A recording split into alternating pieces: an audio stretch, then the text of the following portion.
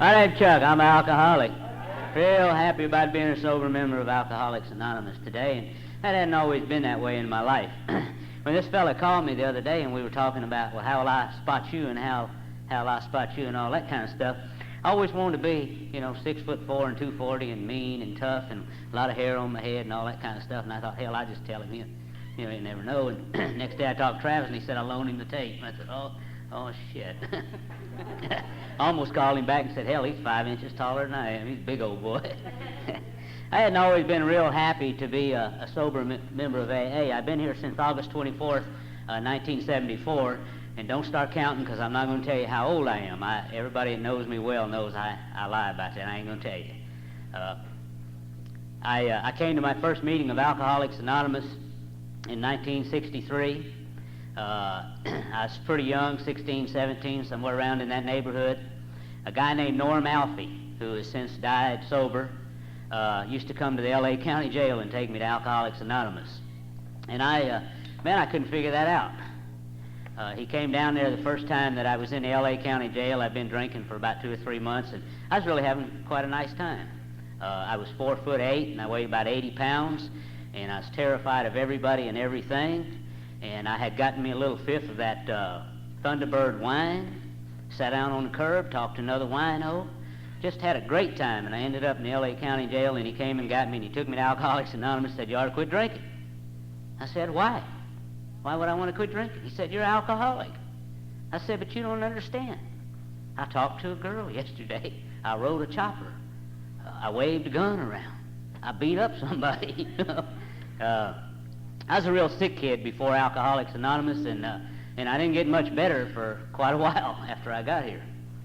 I grew up in California, and my mother was not an alcoholic, I don't guess, but she drank a lot. My dad was an alcoholic, and he drank a lot, and my brother was about normal. My mother was real violent. She had a real violent personality and attitude. She believed in sexual abuse. She believed in physical abuse. She believed in verbal abuse, but only to me, not to my brother. And I remember words coming into my life, before I got to AA. And one of the first words I remember that I heard after I got to AA was the word miracle. And I remember being at home one day thinking, shit, I need a miracle to get out of this, man. I don't know what it's going to be. I didn't really understand a lot of things. I was pretty withdrawn kid, and I was pretty scared and pretty terrified of people, and I just didn't know how to tell anybody else how I felt. And I don't ever recall, prior to coming to Alcoholics Anonymous, not but maybe one time in my life, a kindly old judge in Louisiana, do I ever remember anybody asking me how did I feel about it. When I was 16 years old and I was experimenting with Thunderbird wine, I was sitting down on the curb one day drinking with this wino, and winos tell great stories. He told me about all the places he had been and all the things he had done and all the girls he had been with, and I thought, geez, that's exciting, and I'm going to do that. Today I know that winos lie, and sometimes they sit on the curb and they just talk about all those places they think they went and they'd like to have went and the things they'd like to have done, and like young boys, they lie about the girls, too, and what they said and what they did. But I remember sitting on that curb one day drinking, and I was telling this old guy a story.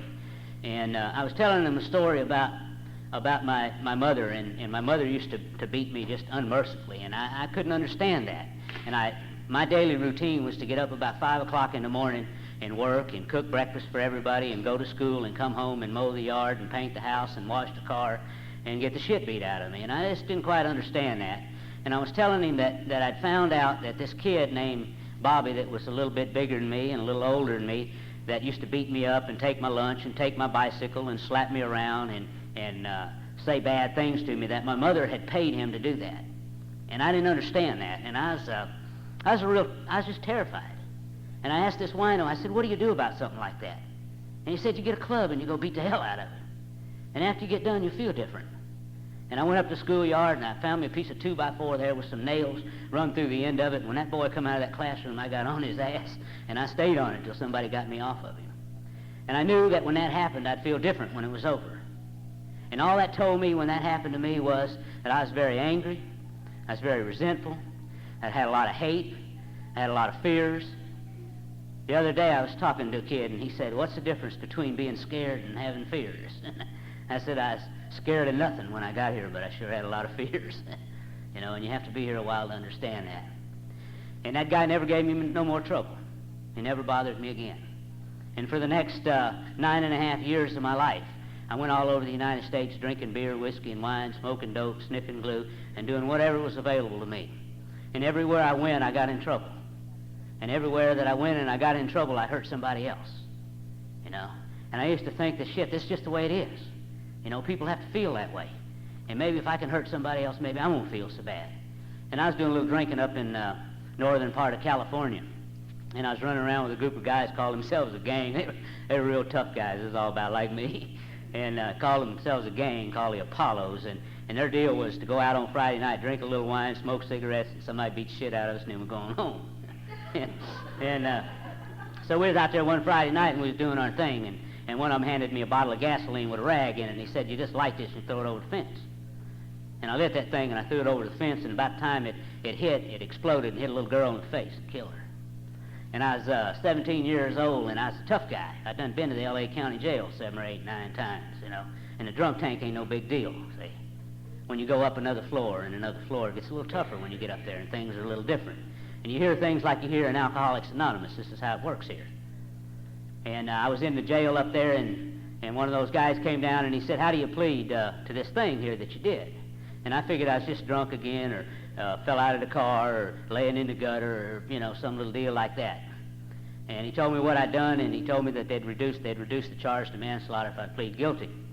And I learned then something that a real alcoholic told me one time. He said, "An alcoholic will agree to anything if he believes for just a second that he can get a drink, and he can run, and he can get away." And I said, "I'd plead guilty." He said, "You can go home tomorrow if you plead guilty tomorrow morning." And I went before the judge the next morning, and he said, "How do you plead to manslaughter?" And I said, "I plead guilty." He said, "You did it?" And I said, "Yes, sir." And he said, "You sure you did it?" I said, "Yes, sir, I'm sure I did it." And he sentenced me to not less than 5 years and not more than 10 years, and I was almost 17 years old. What happened to me was the same thing that happened to a lot of people, is I went into a place that made me sicker. And I came out of there a lot sicker than I was when I went in. I came out of there 19 and a half months later because I agreed to leave the state of California and never return. And my brother put up $10,000 to get me out, and I would join the United States Army, and I went off to be a soldier. And I got in trouble everywhere I went in the Army, and most of my stuff was just simply being drunk and being lost and being gone. And nothing really happened. I just stayed drinking, and I just stayed in little mini Mickey Mouse trouble for the next 3 or 4 years of my life. I found myself up in a place in Missouri, and I was drinking, and I was having a date. It was my first date. She was beautiful. She was wonderful. She was a little short, loud-mouthed, sloppy drunk, like wine and fighting and all that. And she was like me, and we were sitting in a bar up there, and she got up to go powder her nose or whatever you girls do when you get up and go do whatever. And the guy in the booth next to me, he made a comment on my homely girl. And I agreed with him that she wasn't too sharp, but that it was my first time to ever be with a lady. And so I thought the gentleman thing to do when his got up was to go make a comment on her. And so she got up to go do her thing, and I made a comment on how homely she was. And he made a comment that that was his wife. And so I thought I should make another comment, and I said, "Well, that's amazing. An ugly woman and a dumb guy." And he was a big boy. He was one of those real guys, 6'2" and 240. And I'm 60 pounds heavier now than I used to be, and I'm 3 inches taller. And he said, "Let's go outside and finish it." And I said, "Let's do it." And we went outside, and he said, "If you apologize, and, you know, we'll forget this and go on. Otherwise, I've shot people for less." And I said, "Well, I'm from California, big boy, and the way we do it out there is shoot or shut up." And he pulled a gun out, and he shot me, and I fell down to the ground, and I got up, and I went back in the booth, and I sat down, and I ordered 4 beers, 2 for the ugly women and 2 for the 2 dummies. We all sat in one booth. What happened in my drinking then is I'm sure that I was already into alcoholism. And that was that my life was totally unmanageable, and a 62-cent fifth of wine would determine where I went that day and what I did and who I did it to.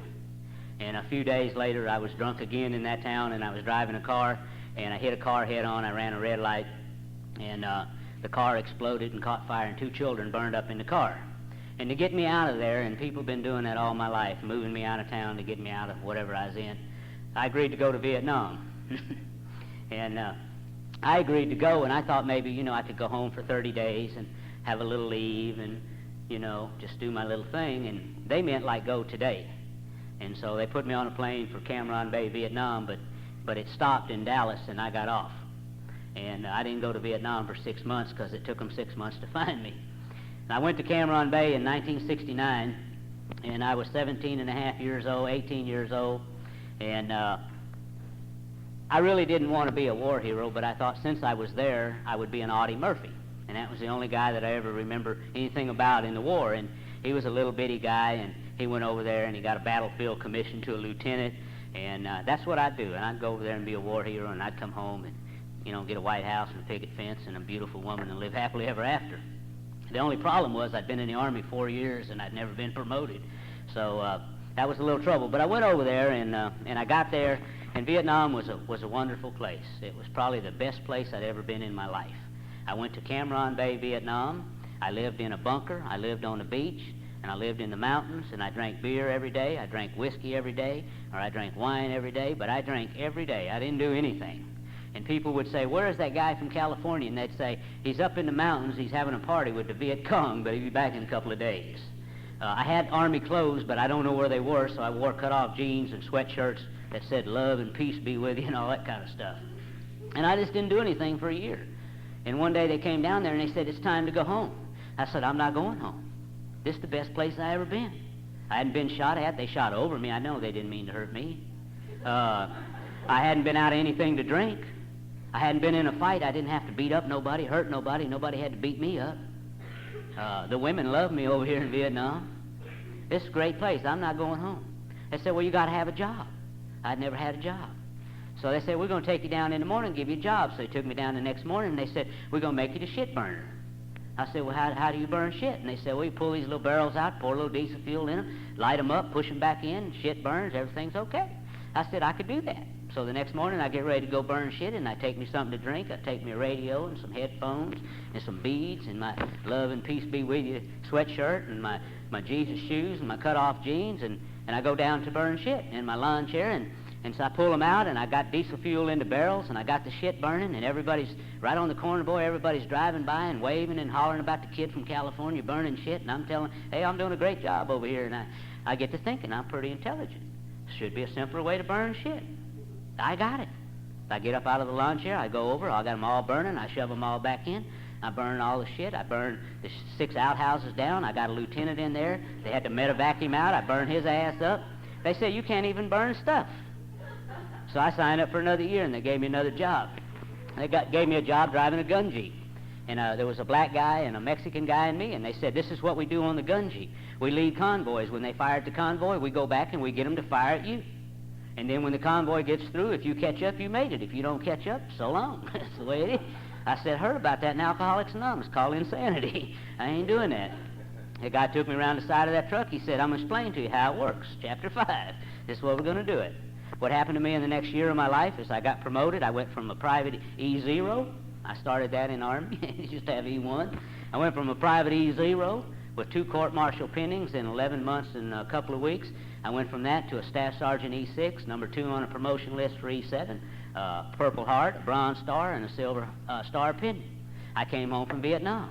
You know, I had a new thing. I love guns now. I love guns. I love sticking it in your kisser, because when I do, you act right, and you behave, and I'm not afraid to use it. So it's a good thing. And I come home, and I'm 22 years old, and I'm a Sergeant E6, and I'm something different, and they tell me I got to go to Georgia. You don't want to go to Georgia when you're from California. When you're hip, slick, cool, like I was, you don't want to go to no redneck place like Georgia. So I didn't go to Georgia. I had a new car, I had plenty of money, so I went to Mexico. While I was in Mexico, I bought a footlocker full of guns and ammunition, and I thought, you know, Detroit's a lovely place. I couldn't spell it, I didn't know where it was, but it sounded lovely. So I went to Detroit, Michigan, and I thought, Kentucky must be nice too, so I went to Kentucky. And I went to Atlanta, Georgia. And I went right by that Army base on my way to Florida, but I just didn't stop.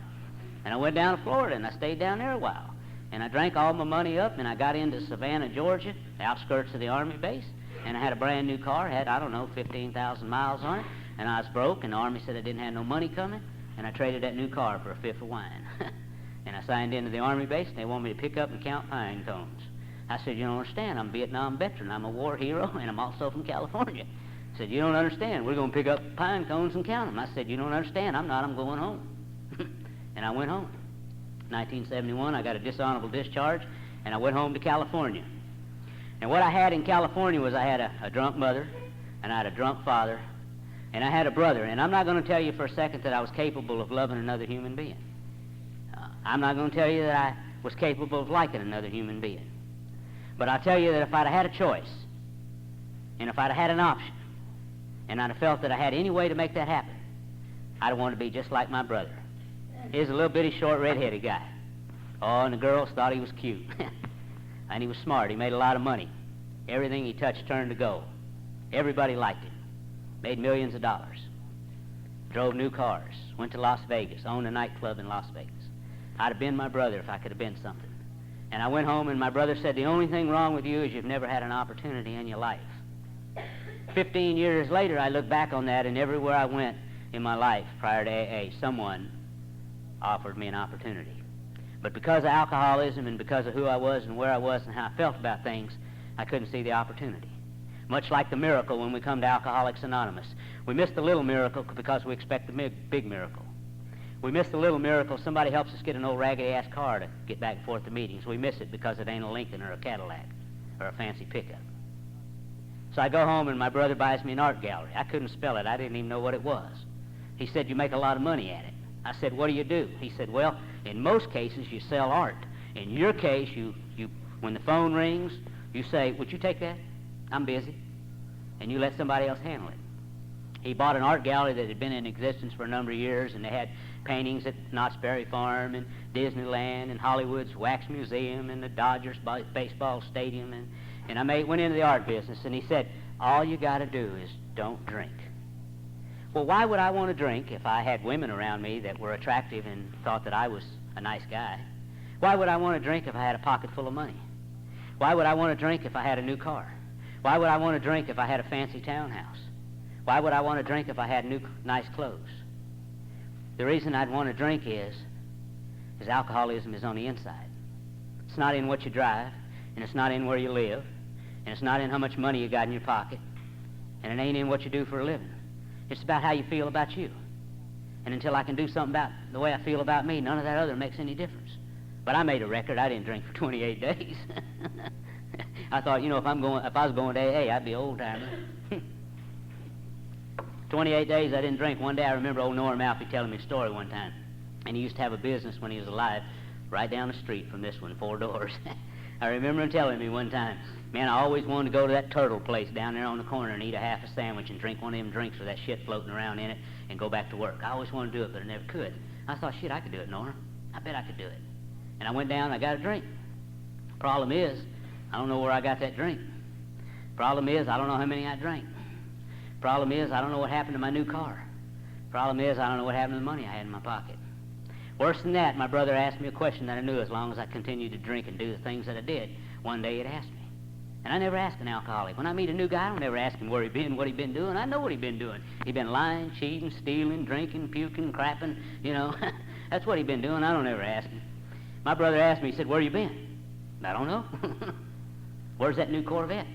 Jeez, I wish I knew.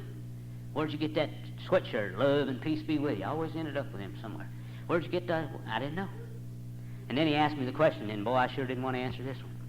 He said, tell me today what it is that you did to my wife and my children at my house. See? And I didn't know. And more important, I didn't want to know. I remember people saying to me as a young kid, you know, you're real abused and you'll grow up to abuse. No, not me. I'm different. I won't do that. He told me, get the hell out of my life. Get the hell out of my town. Get the hell out of the state of California.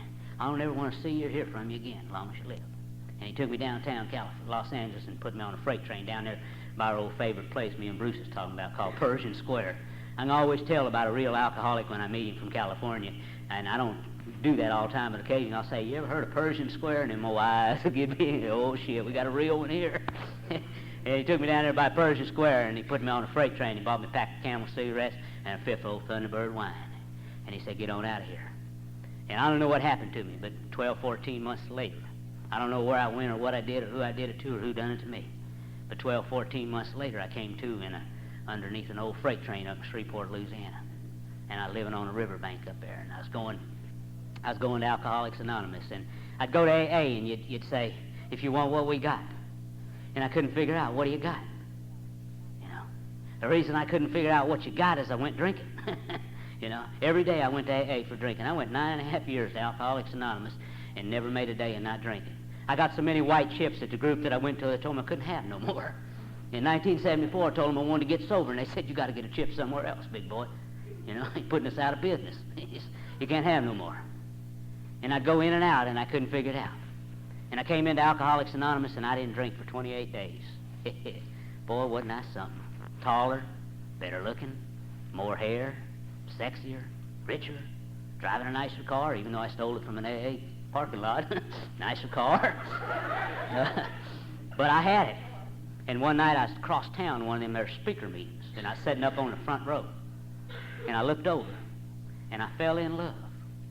I didn't know her name, and I had never seen her before. And I said, could I get you some coffee, honey? And she said, I'd rather have a beer. I said, let's go. And that's what my 28 days of sobriety was worth to me, out the door. And I came back into Alcoholics Anonymous a few months later, and I stayed sober for 5 months and 11 days. And every time I went to a meeting, I fell in love between the door and the coffee pot. What I found out was happening was I needed somebody to do for me the things that I could not or would not do for myself, and I expected a lady to do it. It never crossed my mind because of the relationship that I had with my mother. It might be many, many, many years before I'd ever begin to understand you ladies, let alone have a friendship with one of you, let alone a relationship with one of you. But I came in and I fell in love with this little old girl. She had 2.5 years sobriety. She was old in this thing. And fell in love with her and took her out on a Friday night. You know, we're going to go out to dinner. And I heard the guys at the halfway house, they told me what happened on their dates, you know, and so I figured, hell, it'd happen on mine, you know. Took my whole week's pay for the restaurant she picked out. Boy, I thought, better be good. And took her out on that Friday night and went to the meeting and went to dinner. And, you know, I was getting ready for whatever. I had never really been with nobody, but I was getting ready for whatever it was. And took her back to her place, and nothing happened. And I sat around, and nothing happened. And I thought, damn, it's getting on midnight, you know, let's get it if whatever we're going to do here. Well, nothing happened, so I went down and I said, I'll show her, I'll go get a drink. I'll go drink one beer, I'll come back up here, pull up in front of her house, fall out of the car, she'll be in love, and whatever will happen, will happen. Well, I went down to this place down here on the corner, man, and I walked in, and they had a sale. It said, Boone's Farm Ample Wine, 56 cents a fifth, and we'll load it in the car. I thought, well, that's a hell of a deal. I said, how many you got there? He said, 21. I said, hell, take them all. Got all in, I went back to her house. Going to just take a little sip, you know. Before I got back to her house, I decided to go change. So I went home and went to the halfway house and had a black and white plaid suit. Dear friend in AA in the clothing business sold me that. He said, this is you. I'd like to see him one day, I tell you. Had leather on the pockets and leather on the cuffs, and he sold me a big old hat to go with it and had leather and feathers and shit sticking out everywhere. I put that on and I rode back over to the house. Well, on the way over there, I got sick. That wine didn't mix with that steak I had, and I got sick and I threw up. I thought, ain't no big deal. So I threw up and pulled up in front of the place, and her daddy was 28 years and 8 days sober, and he was standing over there waiting on me. So I was going to get out and shake his hand and tell him, you know, I just love old-timers or something. And but I forgot to turn the car off. And I forgot to take it out of gear. And I fell out of the car and hit him and broke his leg. And I said, mean we ain't going to do anything tonight, honey? Yeah, it does. Went back out and stayed out for about 3 or 4 months. And I came back into Alcoholics Anonymous. And I was 29 days sober, and telephone rang, and the guy said, I'm an alcoholic, I need a meeting. I said, where are you at? He said, Ramada Inn. I said, be right out to get you. Been living in this old car. I had a 69 Volkswagen. I had a coal cutting back there where I could go to the bathroom in it, you know, sleeping in it, and I could just go and stuff. Had all my clothes in it, and so I was living in this car, so I go out to pick up this alcoholic like me. And I ride around Ramada Inn, and I'm looking in the bushes, and it's raining, and I can't find an alcoholic in the bush. Man, I looked all over for that guy. I said, well, he must not want AA very bad. Can't find him. Well, about that time, there's a nice, well-dressed gentleman. He said, tired of looking for a wino in the bush. I'm ready to go to AA. So I got him in the car, got him in the back seat, and had another girl now, and she's up front seat. And I fell in love with her that morning. And we were going to the meeting. On the way to the meeting was about 10 miles back into town. So I told the guy, I said, if you want what I have, thought crossed my mind, what have I got? And the way he looked, I saw him in that rear mirror. He was kind of curious about what I had, too. But I said, I'm going to tell you about the big book, Alcoholics Anonymous. I'm going to tell you about the first 100. And I'm going to tell you about how to get sober. I'm going to tell you about peace and serenity and all these wonderful things that I have. You just do that. So he didn't say nothing. He listened, got on back to the meeting. He said, any out-of-town guests? He said, yeah, I'm about town. I said, yeah, you better listen a while. He said, well, if I just got up and said my name, I think I feel better. So I said, well, get on up there and make a fool of yourself. So he got on up there, and he said, my name's Clarence Duke Snyder, and I'm from Tallahassee, Florida, and I'm the oldest living, sober, active member of AA, and I wrote one of the stories in the big book and helped write the chapter to the agnostic, and I certainly appreciate this wino from California telling me about the big book.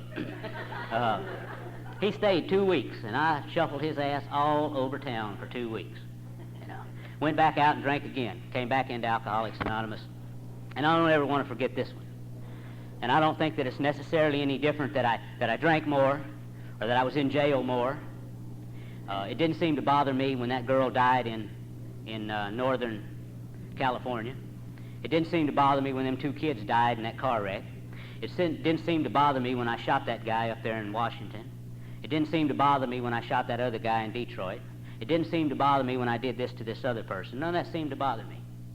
But what seemed to be different that time, it wasn't that I was in jail and I was getting out of jail or that I lost a job. I'd never really had a job.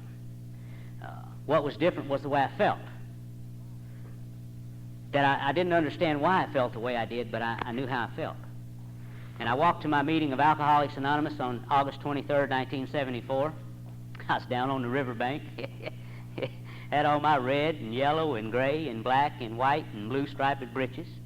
Had my little blue see-through shirt with a white shoestring holding shut, and you can see a little hair on my chest. Had some of that fish water. Had my hair mopped back when I had a lot of hair then. Had my hair all slicked down. Had on my white patent leather shoes, and I had crap in my breeches. And I had puked on the way to the meeting. And I didn't know what to do about what I had in my breeches, so I just kind of shuffled into the meeting like cool, you know. And I walked in, and there was a little girl sitting on the back row, and I said, what are you doing after the meeting, honey? And she said, I don't know, but you smell so bad you can have the whole damn row. And I sat down there, and what happened in that meeting of Alcoholics Anonymous, I didn't hear any great words of wisdom. What I knew was that when I sat in that chair for 1 hour of my life, no matter what I did before I got here, no matter what I had in my breeches, no matter how I looked, no matter how you looked at me, no matter how you felt about me, or more important, how I felt about y'all, for 1 hour, it wasn't so bad. For just 1 hour, it wasn't quite as bad as it used to be. And I sat in that chair, and after the meeting, one of the old-timers, and I've been around old-timers all my life, one of the old-timers said, do you want to make it this time? I said, I just want to see, can I drink one day? Not drink one day. I ain't never did that, because I wanted to. I want to see if I can not drink one day. And the next day was a Friday, and I came to the meeting. And they loaded me up in an old Buick car, and boy, and I was straight out, stinking. Took me out to a treatment center called Pines Treatment Center. Said, come on out here. We can't get him in. He's in pretty bad shape. Came out and looked at me and said, will y'all take him? Said, no, that's that old boy from California. He ain't never going to make it. You better just take him somewhere and drop him off. And he said, I'll bring him back here next year. Should you be surprised? So we left, and he took me home, and he cleaned me up, and he bathed me, and he got some food in my belly, and he took me to AA. And the next day, he cleaned me up, and he put some food in my belly, and he took me to AA. And what happened was I didn't drink for several days. And they had a halfway house there, and I tried to get in the halfway house, and they wouldn't take me. They said, we took you one time, and you came in, and you stayed 1 day, and you left. And we took you again, and you came in, and you stayed 2 days, and you left. You didn't want to sweep the front porch off every day, and you didn't want to do pots and pans, or you didn't want to take the trash out, so you can't come here anymore. So I'll tell you what you do. You stay sober till this time next week, and you show up here, and I'll let you move in a halfway house. And I was working for a place out there on North Market at the time in Louisiana, chrome plate and car bumpers, and I didn't drink. And I lived in that car all week. And some people gave me a sandwich and gave me a pack of cigarettes. And I just stayed there all week because I just had enough gas to get there and enough gas to get to the halfway house next week. And I stayed there, and I went to the halfway house. And I don't talk about this guy too much, but I might a little bit tonight. He's since deceased recently. And this guy was living in this halfway house, and his name was Ed Reagan. And Ed Reagan was a big guy in upper management for Sears. And he was in the halfway house, and he'd only been there a few days before me. And I'd go to work, and I'd come home, and I'd talk to Ed, and I'd say, Ed, I don't know how to live. I just don't know how to live. I just know how to drink. Yeah, I just know how to wave guns around, and I just know how to hurt and cheat and steal, and I don't know how to give them a good day's work on the job, and I don't know how to come to you and tell you how I feel. And I don't know how to wash the car, and I don't know how to pay the money, and I don't know how to do anything. And I'm real touchy about that hugging thing. People want to hug me sometimes, boy, it pisses me off. I almost socked a guy, a big guy at the meeting the other night. I said, get away from me, I don't hug that shit. And old Ed had put his arm around me, and he'd talk to me. And he wouldn't talk to me like the great leader of Alcoholics Anonymous. He'd talk to me much like a father talking to a son. And he'd tell me the things that I'm sure a father would have told me had I had one. And he'd tell me about cleaning up. He'd tell me about learning to brush your teeth, comb your hair, wash your clothes, change your breeches every day. He'd tell me about going to work and being grateful he had a job and giving him a fair day. And he'd talk to me about going to Alcoholics Anonymous and not sitting around bitching and griping about what you don't have, but being thankful for what you got left. And I couldn't understand that. And I'd say, Ed, you don't understand. I never had nothing. I need something. I need a big house and a big car and a pretty girl and a big job, and then I'll be okay on the inside. I said, no. You'll learn here to be okay on the inside. And one day you might drive a big car. And one day you might live in a big house. And one day you might have a few extra bucks. And one day you might have a pretty wife. See, and you don't understand why you'll have those things. You'll have that big house because God might want you to bring some drunks home with you. And you'll have that extra money because you can feed them. And you'll have that pretty wife, not because of what you used to be or not because of what you are, what you could be, or what you're trying to do today. See, none of that made any sense to me. And I didn't know how to ask you gals out. And I'd go to these meetings, and I seen it here today. The Al-Anon will get up to talk, and most everybody will leave. And the alcoholic will get up to talk, and most of the Al-Anons will leave. I wonder, do we not want to see what we participated in? I used to come to these meetings, and I'd sit in the Al-Anon meetings and listen. And I'd go to the conventions, and I'd listen to the Alateens, and I'd listen to everybody. And I hated them Al-Anons. I hated them. I even wanted to slug a couple of them. My sponsor's wife, boy, if I thought I could have got away with it, I'd have knocked her big, you-know-what out. But she had 4 sons, and they pretty good-sized boys. But I hated them, see? But nobody ever sat me down and asked me why. And I found out 10 years in Alcoholics Anonymous that I hated you Al-Anons because you loved him drunks, and I never felt anybody felt that way about me. See, that's why I hated you. See? But I had to sit down and tell people that. And I told Ed, how do you go ask some gal to go out? You know, how do you do that? And he said, just go ask them out. That's all you do. And boy, I'd clean up. I went down, bought me some nice clothes, and I'd say, you want to go out tonight? And they'd say, nope. I'd say, okay. I'd stay sober a couple more months. I'd say, you want to go out tonight? Nope. And I'd get another one. And I'd say, you want to go out tonight? Nope. See? And I'd say, Ed, I don't understand. And I ain't going to tell you what Ed told me. But he set me on the side of that bed one night till about 2 o'clock in the morning. And he told me something. And the next time I said, do you want to go out?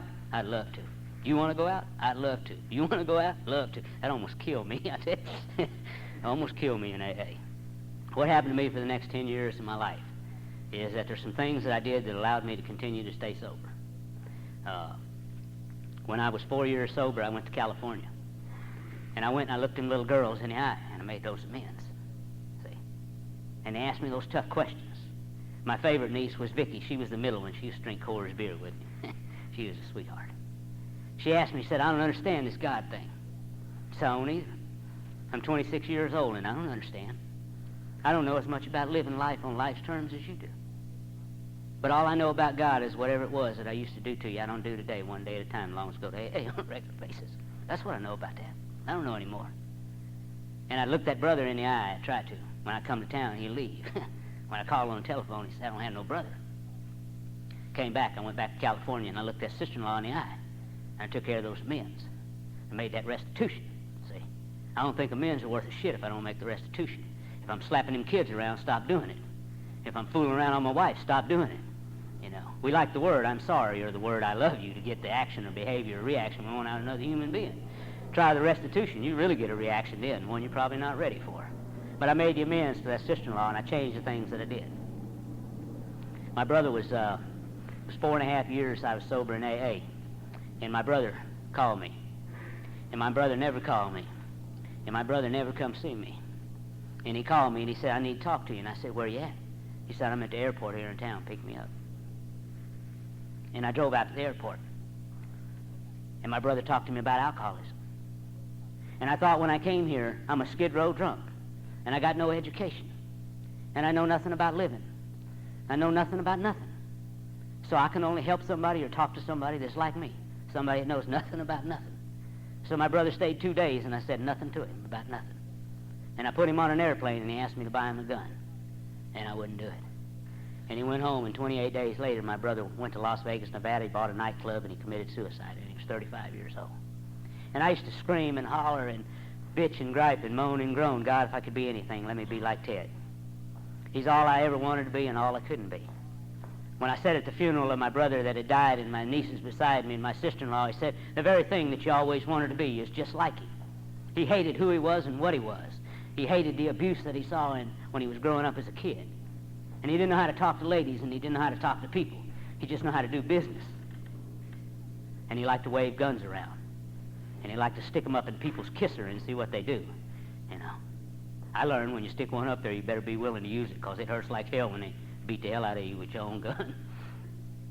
And my brother died. And I'm 4.5 years sober. And I spent my time making amends and restitution. I spent my time working hard and moving up in the job market. And I didn't spend any time sitting down one-on-one with, what do you do when somebody dies? When the only person in God's green earth, you're 29 years old, and you've only told one human being in this world that you even liked them, what do you do when they're dead? And you don't have any more opportunities. What do you do when you know an amends to somebody in restitution and God puts a chance before you, eyeball to eyeball, and you pass on the opportunity? Do you get another one? Could you live with it if you do? And could you live with it if you don't? I didn't know how long to stay out there. I was working for AT&T, and I'd been with them about 4 years at that time. I'd never missed a day. I'd never went late to work. And I didn't call. I just got on the airplane, and I went to an AA meeting, and I don't know what you do. What do you do when you're dying on the inside? And you're so hip, slick, cool, and tough, and you don't know how to holler help. If you can't holler help in AA, where are you going to holler help? If you can't tell people here how you really feel, where are you going to do that? More important, where are you going to find somebody that understands? More important, where are you going to find somebody that really gives a shit? Everybody in AA don't love you, but some do. Everybody in AA don't care about you, but some do. And I left that AA meeting on a Thursday night, and I got on an airplane in Shreveport, Louisiana, and stopped in Dallas. And I called Alcoholics Anonymous. I said, "I'm going out here. I don't know what you do." Got out there at 4 o'clock in the morning. Typical alcoholic. 4 drunks showed up to meet me. I stayed out there 3 months. I don't know why. I just did the things he'd have done if he'd have still been there. And when I couldn't do them anymore, I got on an airplane and I came on back. And I came on back, and something had died on the inside, and I didn't understand what it was. And I had a friend in AA who's a psychiatrist, and about a year sober, and I wanted some of that free advice, so I called him after a meeting one night. And I said, "I don't understand this thing." He said, "Have closed casket funeral." I said, "He did." He said, "The grieving process is going to be a long time now." He told me something that helped me a lot. He said, "Would he be pleased with what you're doing today?" Yeah, he would. I went back to California a short time later, and my dad committed suicide. I went back a few months later, and my mother was in the hospital dying of cancer and alcoholism and trying to commit suicide too. And when I got on that airplane, my sponsor said, "Just go out there and be a friend." And I wanted to go out there and walk in that room and say, "You're getting yours." I went in there and I listened to what she had to say. And she told me about where she came from as a child and what her home life was like. And that she didn't know any other way. See, and I couldn't justify what I was doing anymore. See, because I knew a way. And I knew a solution. And I married a gal in Alcoholics Anonymous. And oh, was I doing good. Little bitty short gal. If she stays sober till April, she'll have 20 years. And we're on speaking terms. What a hell of a deal, huh? And I moved up in the business world, and I was making a lot of money. And when I came here, I couldn't read, and I couldn't write, and I learned to read, and I learned to write. Bought a race car. Used to do a little boxing. Was going to try some boxing when I was a year sober. Didn't take me long to figure out that wasn't where I needed to be. I worked at AT&T, and I got to thinking I was so intelligent, I started a construction company. I couldn't even spell it. I wasn't sure what they did. I just knew they worked on houses. And I went out and bid a job one day, and the guy said, I want an 8-foot wall there, 2x4s on 2-foot centers. How many 2x4s did it take to make that wall? He was in AA, so I got away with my answer. I said, how the hell would I know? I don't know. What happened to me for the next 6 years of my life? Every job that I touched, I did good at. Every business venture I tried, I made money. Every new car I wanted to buy, I bought, short of a Mercedes. Every house I wanted to live in, I lived in. Every girl that I met at a treatment center, hospital, or other thing that I wanted to go with, I went with. When I was married and when I wasn't married. You know, I think God works in strange and mysterious ways, and a couple of my friends that are with me tonight know in my life that's real true because of what happened to me in '86. God allowed me to have everything that I wanted. And when I had every single thing that I wanted out of Alcoholics Anonymous, when I had several girls, when I had several cars, when I had some rental property, when I had a big job at AT&T, when I owned a construction company, when I owned part of an energy company, when I owned part of a car lot and a wrecking yard and a maid service, when I had everything that I wanted, I was left with absolutely nothing that I needed, you see. What I needed so desperately was this desire to be a decent person on the inside. No shady deals, no crooked deals, just a decent guy. And when I was left with all of that, I had nothing. In 1986, 1984, I was in a hospital up there, and I was diagnosed with a bone disease, and another bone disease similar to a cancer, a bone cancer. While I was in there, they found that I had some blood clots on the side of my head, and they took those blood clots out, and I was okay. I stayed in that hospital 11 months and 2 weeks, and I got out, and a few months later, I was back in the hospital with a brain tumor. And a few months went by, and I was back in the hospital again with another bone disease. In 1986, I was in that hospital because basically somebody made an attempt on my life. And I was in there, and I was unconscious for 4 days. And what crossed my mind when I came to and I was in this hospital, about how sad it is to be in Alcoholics Anonymous, to have had been here long enough to know about God's grace, to know about God's miracle, to know about comprehend the word serenity, know peace, intuitively handle situations that used to baffle us, to know about the promises and the miracles of sobriety, and them elude you. I had everything that society would deem me successful, but I just didn't have what AA would deem me successful. And when I came out of that hospital, I made a decision. Was I going to be an AA member who, if married, had one girl in his life, who, if worked, gave him a good day's work, who didn't gamble the way I did? I had a terrible gambling problem, and I wasn't very good at it. Or was I going to be the kind of AA member I'd been for 10 years, lying, cheating, stealing, playing with the girls, and doing all those things? And I decided I was going to be a different kind. And that happened because I thought I was going to die. I came out of that hospital, and I walked to an AA meeting. And I sat on the back row, and I thought about people in AA that I'd met over the years. And I thought about Johnny Harris saying, all I want to do is come sit with the people that allowed me to be me. Or Alcoholics Anonymous is made up of a group of people that's going to know most everything about you and still accept you. Boy, what a deal that was for a guy like me. Or, Johnny said, I was a little kid growing up, and I was terrified of living. And I'd pass that candy store and wish I could get in. Just wish I could get in there.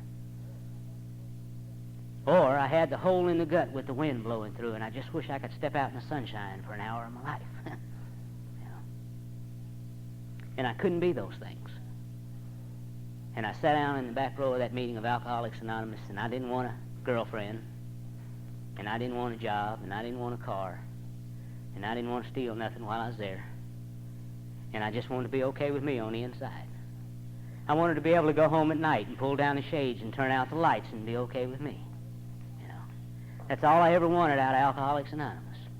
But I always determined what route would I go to get what I wanted, and I always took the wrong route. A few months later, I went back to Louisiana. I'd moved to Florida, and a few months later, I went back to Louisiana to make some financial amends to some ladies. That's always fun. Giving them that cash that you don't have. And while I was there, I had a checkup. And my doctor told me while I was in that hospital that I was probably going to die while I was there, and there wasn't anything he could do about it. And I really didn't understand that, because he'd been my doctor for several years while I was in AA, and whatever was ever wrong with me medically, he always fixed. And he told me I was probably going to die while I was in there, and that was the way it was going to be. And I thought, boy, what a pitiful thing to spend 12 years in Alcoholics Anonymous and die miserable. God, I can't believe it. You know, that should have happened to Joe or somebody. Why me? You know.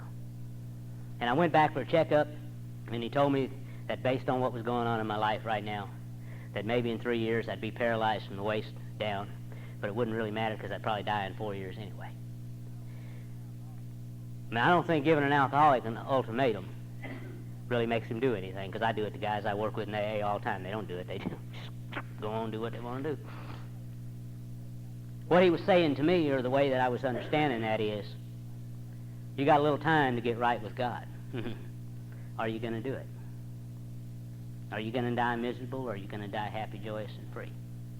And what I set about for the next few years of my life was being one of those kind of people we talk about every now and then, them old-timers in AA. Don't have enough time to be one yet, but I wanted to be like them. I wanted to be okay on the inside. And I wanted to go sit in the meetings of Alcoholics Anonymous, be at peace with myself. If the things that had happened to me in the last 5 years would have happened to me my first 10 years sober, I wouldn't have survived. I'd have drank. I'd have died out there somewhere. I haven't worked in 3 years because of medical issues. I wasn't going to get in a relationship, but I needed one. I needed somebody to take care of me, to help me. And I got in a relationship with a gal that I met, and I didn't talk to her about the things that I've always talked about, preferably sex. I just talked about me and who I am, and not a whole lot of that, but I told her a little bit about me and who I was and how I felt. And I started trying to live like Alcoholics Anonymous told me to live. You know, we go to meetings and we sit in here and we bring up a topic that we got this and that wrong with us. And I wonder, when we leave the meeting, an hour later, have we done anything about it? No. The next day? The next week? You know, people said, turn it over to God. And I think there's a lot of issues I can turn over to God. And I'm turning that over today to get some temporary relief. But what have I done about my problem? See, I didn't know how to live in Alcoholics Anonymous, 12 years sober. I didn't know how to live. I didn't know nothing about caring. If you'd have asked me 12 years sober, how many friends do you have in AA? I'd have told you none. But I told you I didn't need you either. See, I didn't need anybody. A man came into my life when I was 6 years sober, and he became my sponsor in Alcoholics Anonymous. And I'm going to tell you that he became my sponsor because he pulled up in front of the meeting in a big, long, pretty, blue and white Cadillac. And he's tall, slim. Women act like he had something. I don't know what the hell he had, but they act like he had plenty of whatever. And he had a couple of diamond rings. And when the basket come around, I kind of looked over. You got to watch them. They'll check in AA. And that money clip come out, and I said, boy, that's my sponsor. I'll get me a new one right now. And I got him to be my sponsor. I asked him where he worked, what he did for a living. He told me. So I drive by his place of business. And I couldn't catch him fooling around with them girls. And I couldn't catch him cheating on his wife. And I did some business with him. And I couldn't catch him cheating there. And what he told me was that he came to Alcoholics Anonymous and he learned to live the way God would want him to live. This guy sponsored me and still sponsors me today. Lives over in LaPorte. And I'd see this guy as my sponsor, and I'd always fall a little short. I just couldn't ever seem to, have that relationship with him. He moved to LaPorte. I was living in Louisiana and had a key to his house one day, 14 years sober. And I just went over and got what I wanted. Just put some stuff in my car. Went down to Florida, and I was down there. Got a phone call. Russell Cook was dying. Probably wouldn't make it through the night. And I hadn't made that amends and restitution for that stuff, and I got in the car, Florida, and drove all night. Got to the hospital downtown Houston. Went in there and said, I need to take care of this business with you. I stole this stuff. And I chopped around. This is what it cost. And I won't pay that. And he said, I don't want the money. So I always loved you, but I don't want the money. He said, I don't have nothing to do with you, big boy. It's for me. And I paid that money. And I stayed there with him at the hospital every day. And I went downstairs for the little meeting, so they tell you what you can do with your patient. And I wanted to do what I could to help my sponsor. So I'm sitting up in the meeting paying attention to what I can do about my patient. They told me when I could have sex with him.